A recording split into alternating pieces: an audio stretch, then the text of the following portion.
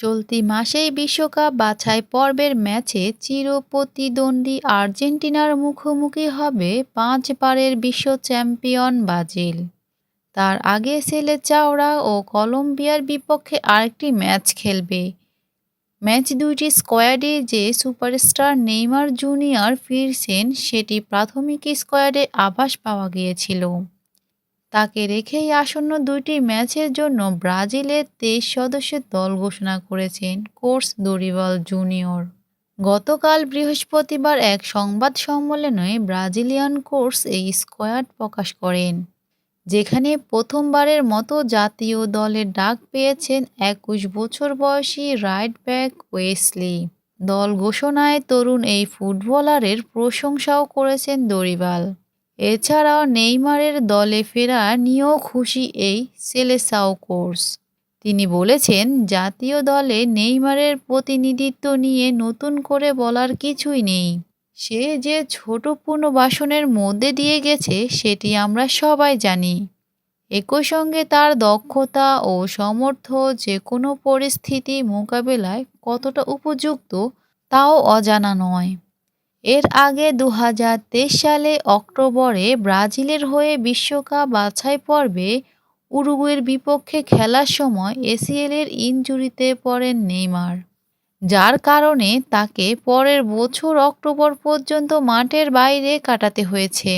তিনি পুনরায় মাঠে ফেরেন ২০২৪ সালে অক্টোবরে।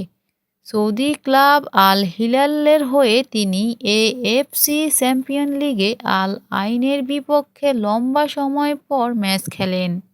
এরপর আবারও চোটের অস্তিত্বে পড়ার পর নেইমারকে আর রাখতে চাননি আল হিলাল। তিনি নিজেও সন্তোষে ফিরতে মুখিয়েছিলেন। ফলে জানুয়ারির শীতকালীন উইন্ডোতেই তিনি বড় অঙ্কের আর্থিক সুবিধা পেলে প্রত্যাবর্তন করে শৈশবের ঠিকানায়। ব্রাজিলের জার্সিতে আন্তর্জাতিক ফুটবলের সর্বকালের সর্বোচ্চ এই গোলদাতাকে নিয়ে দরিবাল বলেন, আমরা তার অপেক্ষায় ছিলাম।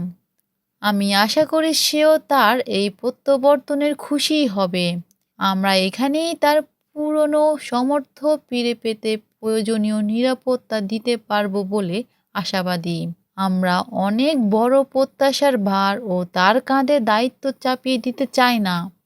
আসন্ন কঠিন ম্যাচে ভারসাম্য তৈরি করতে চেয়েছি আমি। তাকে দলের জন্য পুরো প্রস্তুত দেখতে চাই। এর আগে চলতি সপ্তাহের শুরুতে ৫২ সদস্যের প্রাথমিক দল ঘোষণা করেছিলেন ব্রাজিলিয়ান কোচ। তাদের মধ্যে থেকে ২৩ জনকে নিয়ে চূড়ান্ত তালিকা করা হয়েছে। এই দল গঠনে দরিবাল সহ কোচিং স্টাফের সদস্যরাও ইউরোপ ও ব্রাজিলিয়ান লিগের ম্যাচ তীক্ষ্ণ নজরে রেখেছিলেন।